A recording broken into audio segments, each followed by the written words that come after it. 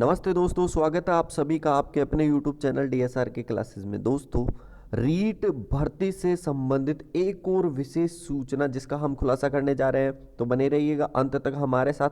अब यहाँ पे आप देख पा रहे हो रीट भर्ती महाघोटाला। बिल्कुल, इसे महाघोटाला इसलिए कहा जाएगा कि जिस स्तर पे ये पेपर बिका है, जिस स्तर पे ये पेपर आउट हुआ है, उसको देखते हुए इसे महाघोटाला कहने में कोई परहेज नहीं होना चाहिए। अब इसमें रीट भर्ती में घोटालों में जो खुलासा हुआ है, बड़ा खुलासा क्या है, एसओजी के हाथ में कौन सा बड़ा सुराग लगा है, उसकी हम चर्चा कर लेते हैं। पर चर्चा करने से पहले कुछ एक बिंदु जहां तक अभी तक एसओजी पहुंच पाई है। एक तो उन्होंने मास्टरमाइंड को गिरफ्तार किया है। मुख्य आरोपी किसको बनाया? उदाराम विश्नोई को। विश्नोई गैंग ही राजस्थान में कहीं ना कहीं बड़े स्तर पे हर पेपर में जो पेपर आउट होता है उसमें इनका हाथ होता है।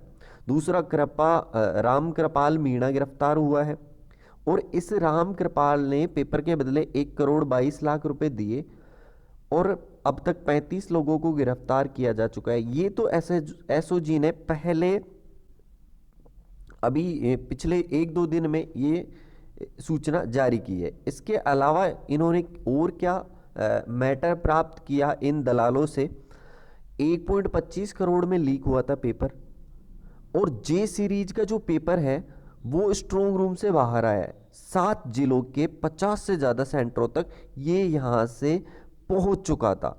अब देखो कितना बड़ा महाघोटाला है। 7 जिलों में 50 से ज़्यादा सेंटरों तक ये पहुंचाया गया है। तो सोचो उन 50 सेंटरों से कहां कहां सरवाइव हुआ होगा, किन किन लोगों के हाथ में गया होगा। हर रसूखदार के पास ये पेपर कैसे जैसे पहुंचा है।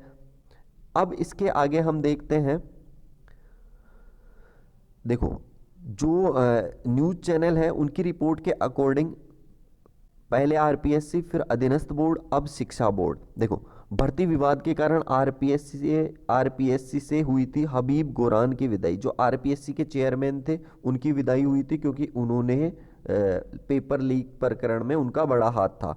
फिर इसके बाद में अधीनस्थ मंत्रालय के जो बीएल जाटावत है उनको भी पद छोड़ना पड़ा था इन्हीं कारणों से। और अब शिक्षा बोर्ड के जो डीपी जारोली है उनका कहीं ना कहीं हाथ इसमें माना जा रहा है। अगर ऐसा होता है तो उनको भी इस्तीफा देना पड़ेगा।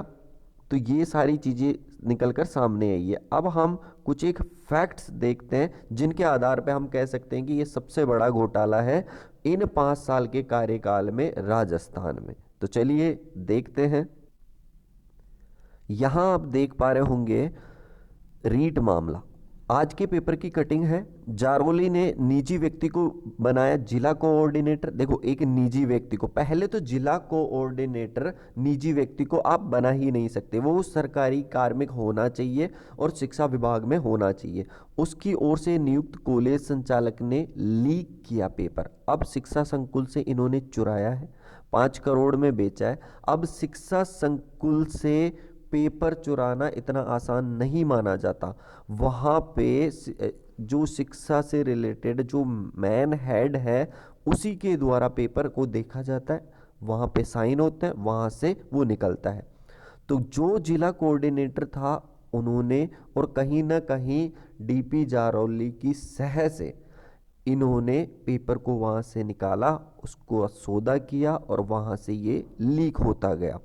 24 सितंबर 8 बजे पेपर बाहर आ गया था। अब 24 सितंबर को पहले ही आ गया था, एक दिन पहले ही रात 8 बजे पेपर बाहर आ गया। गिरोह ने 7 लोगों को बेच दिया। इन लोगों ने कितनों को बेचा इसकी जानकारी नहीं है, तो भैया इसकी जानकारी होगी भी नहीं।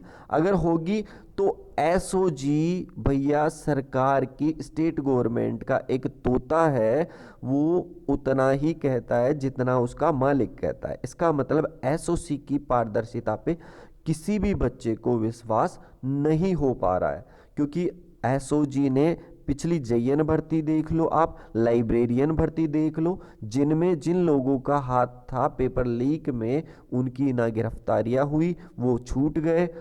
और एसओजी ने कोई रिपोर्ट नहीं दी कि किस किस गैंग के थ्रू ये कहां कहां तक पहुंचा था, किस सेंटर का हाथ था, किसकी मान्यता रद्द की। ऐसा कुछ भी नहीं हुआ। तो एसएचओ की जो संदिग्धता में एसओजी आती है यहाँ पे। तो इसलिए बच्चों का सीबीआई मांग की ओर उनका थोड़ा सा रुझान बढ़ गया है और आक्रोश भी बढ़ता जा रहा है धीरे धीरे। अब ये जांच सीबीआई को सौंपने की रिक्वायरमेंट यहाँ पे बहुत जोरों शोरों से हो रही है, चाहे फिर वो किरोड़ी लाल मीणा जी हो या फिर कोई अन्य। तो तो आज के लिए बस इतना ही। अगर आपको हमारा सेशन अच्छा लगा हो तो लाइक शेयर और सब्सक्राइब करना ना भूलें। एक और ब्रेकिंग न्यूज़ के साथ हम फिर से हाजिर होंगे, तब तक के लिए धन्यवाद। जय हिंद।